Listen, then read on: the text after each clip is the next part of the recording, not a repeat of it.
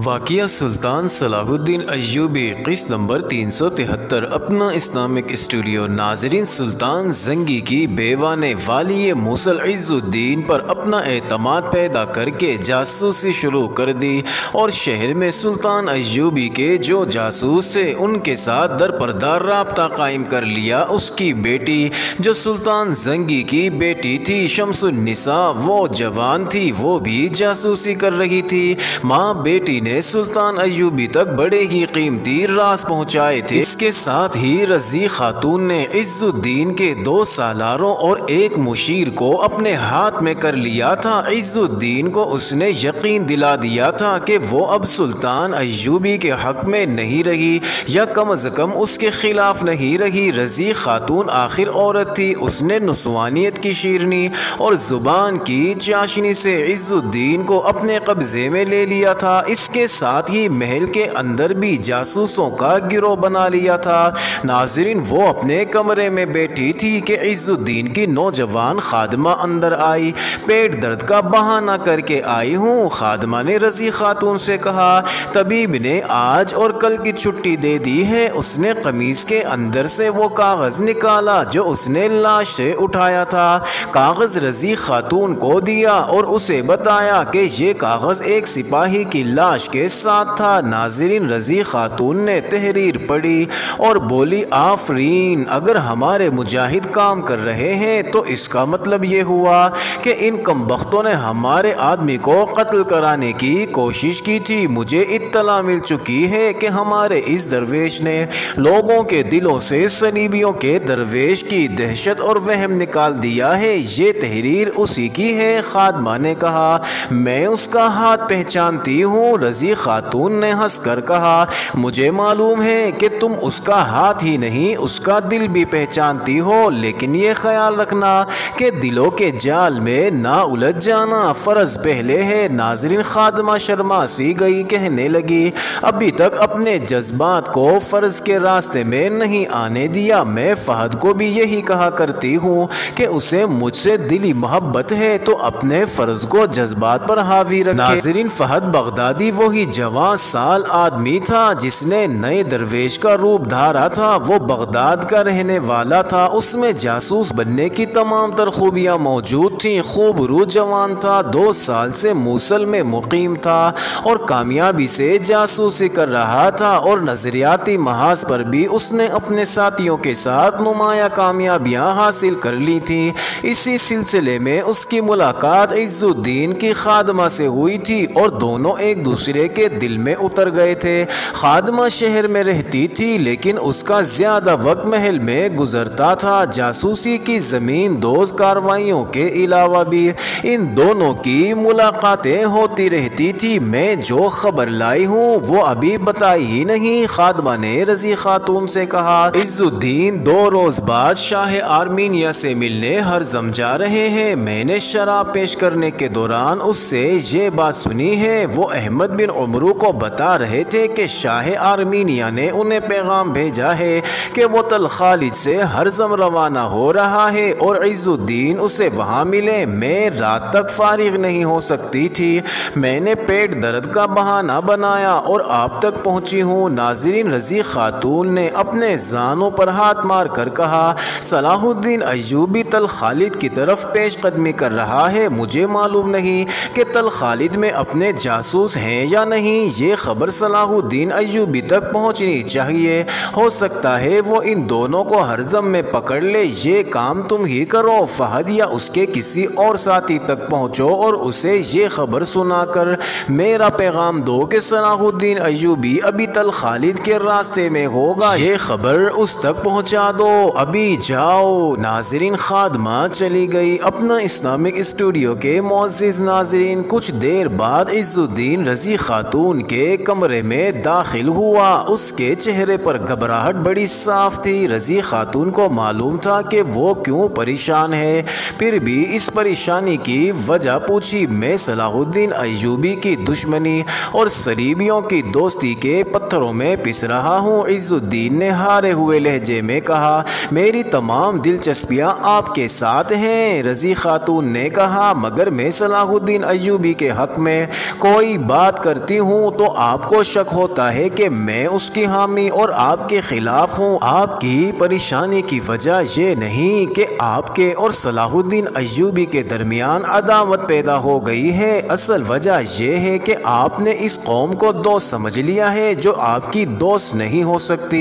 वो आपके मजहब की दुश्मन ही रहेगी। सलीबी अपने अज़ाइम की तकमील के लिए आपको धोखा देंगे और ज़रूर देंगे। तो क्या मैं सलाहुद्दीन अय्यूबी के कदमों में जाकर तलवार रख दूं? इज़्ज़ुद्दीन ने तंजिया लहजे में पूछा। अगर मैं ऐसा कर गुजरूं तो अपनी फौज के सामने किस मुंह से खड़ा होऊंगा? सलाहुद्दीन अय्यूबी आपको अपना महकूम नहीं, अपना इत्तेहादी बनाना चाहता है। रजी खातून ने कहा, तुम उस शख्स की नीयत को नहीं समझ सकी। इज़्ज़ुद्दीन ने कहा, वो सल्तनत इस्लामिया की बात करता है मगर उसे अपनी ज़ाती सल्तनत बनाएगा। इसका मतलब ये हुआ कि आप उससे लड़ेंगे? रजी खातून ने कहा, अगर आपका यही इरादा है तो परेशान होने की बजाय जंग की तैयारी करें, फौज में इजाफा करें।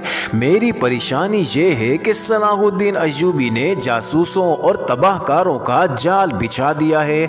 जो भी पत्थर उठाया जाए उसके नीचे से सुल्तान अय्यूबी का जासूस निकल आता है। इज़्ज़ुद्दीन ने कहा, तुम्हें मालूम है कि मेरा इतना काबिल फौजी मुशीर एहतशामुद्दीन बेरूत बाल्डून से मुआहिदा करने गया और वहाँ से गायब हो गया। मुझे इत्तला मिली है कि वो सलाहुद्दीन अय्यूबी के साथ है, हमारे तमाम राज उसके पास हैं। मैंने सलीबियों से असलाह, आतिशगीर सियाल और दीगर सामान का ज़ख़ीरा अपने करीब जमा कराया था, वो तबाह हो गया है। आज मेरे हिफाजती दस्ते के एक सिपाही की लाश मेरे पास आई है, उसे किसी ने कत्ल किया है। रज़ी खातून ने अनजान बनकर पूछा। हाँ, इज़्ज़ुद्दीन ने असल बात पर पर्दा डालकर कहा, उसे किसी ने कत्ल कर दिया है, उसे एक ख़ास काम के लिए भेजा गया था। उसके कातिल सलाहुद्दीन अय्यूबी के आदमी मालूम होते हैं। नाज़रीन, उस लाश के साथ फहद का लिखा हुआ जो कागज़ था वो रज़ी खातून के पास था, लेकिन वो अनजान बन रही। उसने सोचा कि इज़्ज़ुद्दीन घबराया हुआ है, उस पर और ज़्यादा घबराहट तारी की जाए। आपको अच्छी तरह मालूम है कि सलाहुद्दीन अय्यूबी सिर्फ मैदान जंग में नहीं लड़ता। रज़ी खातून ने कहा, वो जब अपने घर में सोया हुआ होता है तो उसके दुश्मन समझते हैं जैसे वो उनके सर पर बैठा है। इस वक्त वो तल खालिद की तरफ जा रहा है, लेकिन यूं मालूम होता है जैसे वो मूसल में बैठा है और अपनी निगरानी में तबाही करा रहा है। सलीबियों की फौज का अंदाजा करें, सलाहुद्दीन अय्यूबी की फौज से 10 गुना ज्यादा है, मगर सलीबी आगे बढ़कर उस पर हमला करने की जुर्रत नहीं करते। सलीबियों के मुकाबले में आपके पास जो फौज है वो आप जानते हैं। आपको ये भी जान लेना चाहिए कि आपकी फौज में ऐसे कमांडर मौजूद हैं जो आपके वफादार नहीं, वो आपको धोखा दे सकते हैं। नाज़रीन, इज़्ज़ुद्दीन और ज़्यादा घबरा गया और बोला, मैं इस हद तक पहुंच चुका हूं जहां से आसानी से वापस नहीं आ सकता। मैं 2 रोज़ बाद कहीं बाहर जा रहा हूं, अगर हालात ने साथ दिया तो कामयाब हो जाऊंगा। वो चुप होकर गहरी सोच में खो गया। कुछ देर बाद बोला, रज़ी, मैंने एक उम्मीद तुम्हारे साथ वाबस्ता कर रखी है, मैं आपकी हर उम्मीद पूरी करूंगी। रज़ी खातून ने कहा, अगर आप मुझे सलाहुद्दीन अय्यूबी के खिलाफ कोई कार्रवाई करने को कहेंगे तो मैं कर गुजरूंगी। मैं आपके एक बच्चे की माँ बन चुकी हूँ, मुझे बताएं मैं आपकी कौन सी उम्मीद पूरी कर सकती हूँ? मुझे किसी कड़ी आजमाइश में डालें, मैं बाहर जा रहा हूँ। इज़्ज़ुद्दीन ने कहा, मुझसे अभी ये ना पूछना कि मैं कहाँ जा रहा हूँ, इसे अभी राज में रखना है। इसके बाद मैं सलाहुद्दीन अय्यूबी के खिलाफ कोई कार्रवाई करूँगा। अगर हालात मेरे खिलाफ हो गए तो मैं तुमसे उम्मीद रखूँगा कि तुम मेरी तरफ से सुल्तान अय्यूबी के पास जाओगी और उसके साथ मेरा समझौता करा दोगी। हो सकता है कि उस वक्त मैं उसके पास जाऊँ तो वो मुझे मिलने से भी इनकार कर दें। नाज़रीन, रज़ी खातून ने उसे ये मशवरा दिया कि वो शिकस्त से पहले सुल्तान सलाहुद्दीन अय्यूबी के साथ समझौता कर ले। उसने इज़्ज़ुद्दीन से ये भी ना पूछा कि वो कहाँ जा रहा है। उसे खादमा बता गई थी कि वो हरज़म शाह आर्मीनिया से मिलने जा रहा है और ये सुल्तान के खिलाफ महाज बन रहा है। रज़ी खातून को वो अभी नहीं बताना चाहता था कि वो कहाँ जा रहा है, क्योंकि उसे वो राज रखना चाहता था। उसे मालूम नहीं था कि वो सुल्तान अय्यूबी की जासूसा से बातें कर रहा है। ताहम रज़ी खातून ने उसे यकीन दिलाया कि वो जब भी कहेगा सुल्तान अय्यूबी के साथ उसका समझौता करा दिया जाएगा। इज़्ज़ुद्दीन की घबराहट से रज़ी खातून को खुशी महसूस हो रही थी। नाज़रीन, इज़्ज़ुद्दीन सर झुकाए हुए कमरे से निकल गया। रज़ी खातून की ज़ाती खादमा जो उसी की उम्र की थी अंदर आई और रज़ी खातून से पूछा कि वालिय मुसल बहुत परेशान दिखाई देते हैं। नाज़रीन, ये खादमा भी रज़ी खातून के ज़मीन दोज गिरोह की फ़र्द थी। ईमान और किरदार से मुनहरिफ होकर इंसान की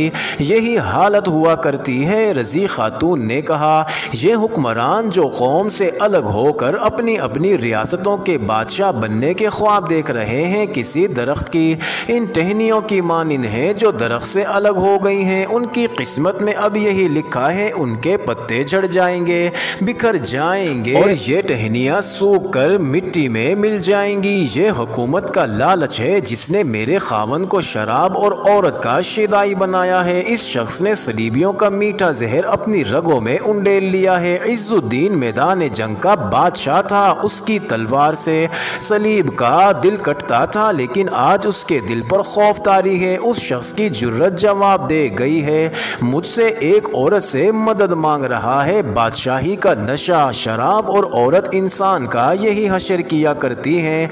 इसकी किस्मत में शिकस्त लिख दी गई है। जब एक सालार तख्तो ताज का ख्वाहा हो जाता है तो उसकी पूरी फौज दीन और ईमान से दस्तबरदार हो जाती है। फिर मुल्क व मिल्लत का वक़ार खाक में मिलता है और दुश्मन सर पर सवार हो जाता है। नाज़रीन, वो नौजवान खादमा जो फहद बगदादी को ये पैगाम देने निकली थी कि इज़्ज़ुद्दीन शाह आर्मीनिया से मिलने हरज़म जा रहा है, उस ठिकाने पर गई जहाँ फहद को होना चाहिए था, मगर वहाँ ताला लगा हुआ था।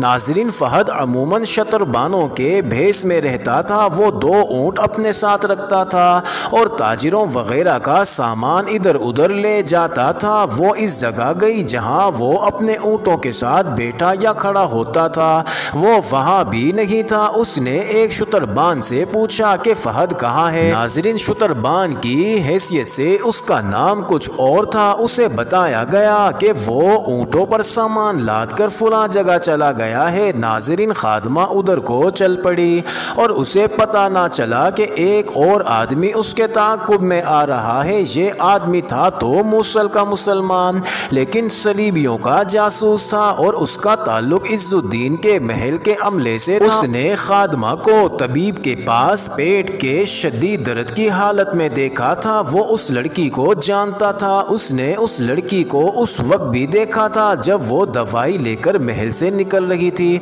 उसे ये तो मालूम ना था कि ये रज़ी खातून से मिलकर आई है। उसने ये देखा था कि लड़की इतनी तेज चल रही थी जैसे इसे कोई तकलीफ ना हो। ये आदमी सलीबियों का तैयार किया हुआ जासूस था। उसे इस लड़की पर शक हुआ। नाज़रीन, इज़्ज़ुद्दीन का अपना जासूसी का निज़ाम इतना अच्छा नहीं था। सलीबियों ने उसे बताए बगैर वहाँ अपने जासूस छोड़ रखे थे। उनके ज़िम्मे 2 काम थे। एक ये कि इज़्ज़ुद्दीन पर नज़र रखे कि वो कहीं दरपर्दा सुल्तान अय्यूबी का दोस्त तो नहीं बन रहा।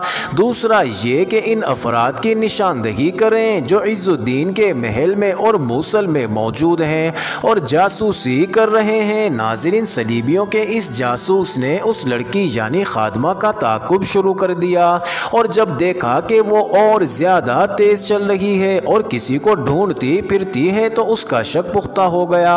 उसे अब ये देखना था कि वो किसे ढूंढ रही है। अगर ये लड़की वाकई जासूस है तो उससे एक या एक से ज़्यादा जासूसों को पकड़ा जा सकता था। नाज़रीन, लड़की को अब एक शुतरबान ने बताया था कि वो कहाँ गया है।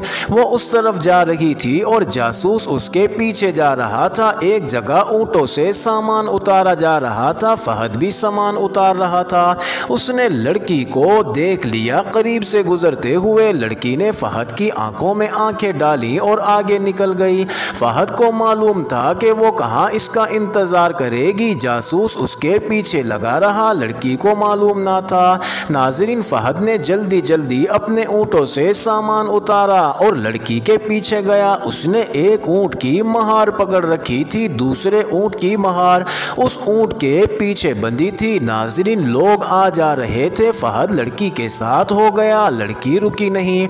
यूं मालूम होता था जैसे अपने ध्यान से जा रही हो। फहद भी बज़ाहिर उसकी तरफ तवज्जो नहीं दे रहा था, लेकिन लड़की उसे पैगाम दे रही थी। नाज़रीन, चंद कदमों तक लड़की ने पैगाम सुना दिया और कहा, ये काम करके आओगे तो वहां मिलूंगी जहां हम कुछ देर बैठा करते हैं, अभी नहीं। कहीं ऐसा ना हो कि हम अपने फर्ज से भटक जाएं। तुम्हें मालूम होगा सुल्तान की फौज कहाँ होगी? मुझे मालूम है, फहद ने जवाब दिया। मैं अभी रवाना हो जाऊंगा, खुदा हाफिज, लड़की ने कहा। फी अमानिल्लाह। नाज़रीन, लड़की एक तरफ मुड़ गई। वो एक गली थी। तब उसने घूम कर देखा, एक आदमी उसके पीछे आ रहा था। उसे याद आया कि उस आदमी को उसने फहद की तलाश के दौरान 3-4 मरतबा देखा था। उसे ये भी ख्याल आया कि उस आदमी को उसने महल में भी देखा है। जहन पर जोर दिया तो उसे याद आया कि ये शख्स महल में मुलाजिम है। अगली वीडियो किस्त नंबर 374 में देखना मत भूलिएगा।